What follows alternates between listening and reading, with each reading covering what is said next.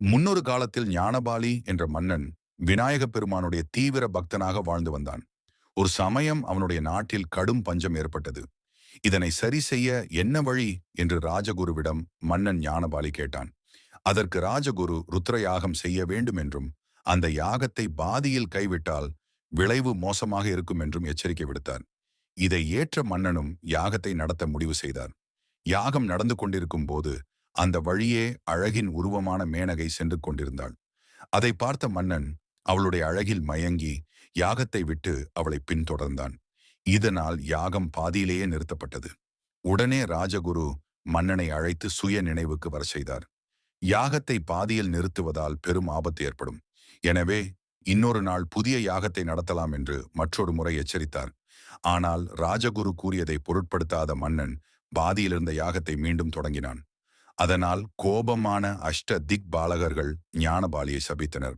அதனால் மன்னன் ஞானபாலி ஒற்றை கண் கொண்ட பூதமாக மாறி மனிதர்களை தின்றான். யாராலும் அவனை தடுத்து நிறுத்த முடியவில்லை. என்னதான் ஞானபாலி அரக்கனாக மாறியிருந்தாலும் விநாயகப் பெருமானின் வழிபாட்டை மட்டும் தொடர்ந்து செய்து வந்தான்.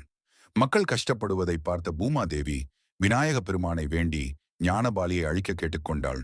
பூமாதேவியின் வேண்டுகோளை ஏற்ற விநாயகப் பெருமான் ஒரு வேடன் உருவத்தில் வந்து அரக்கனாக மாறிய ஞானபாலியுடன் போர் புரிந்தார். போரின் இறுதியில் ஞானபாலி தோற்கடிக்கப்பட்டான். அப்போது தன்னுடன் சண்டை போட்டவர் விநாயகப் பெருமான் தான் என்பதை அறிந்த ஞானபாலி அவரை வணங்கினான். தன்னுடைய தவறை மன்னித்து தங்களுடனேயே தன்னை வைத்துக் கொள்ளுமாறு வேண்டினான். ஞானபாலி மீது இரக்கம் கொண்ட விநாயகப் பெருமான் பாவங்கள் நிறைய செய்ததால் அவனை சொர்க்கத்திற்கும் அனுப்ப இயலாது என்று கூறினார். ஞானபாலி மீது இரக்கம் கொண்ட விநாயகப் பெருமான் பாவங்கள் நிறைய செய்ததால் அவனை சொர்க்கத்திற்கும் அனுப்ப இயலாது என நினைத்தார். எனவே ஞானபாலியை கொழுக்கட்டை வடிவில் மாற்றி விழுங்கினார். இதை பார்த்த தேவர்களும் மக்களும் மகிழ்ச்சி அடைந்து கொழுக்கட்டையை விநாயகப் பெருமானுக்கு நைவேத்தியமாக படைத்தனர். இதன் காரணமாகவே விநாயகப் பெருமானுக்கு கொழுக்கட்டை படைக்கும் பழக்கம் தோன்றியது.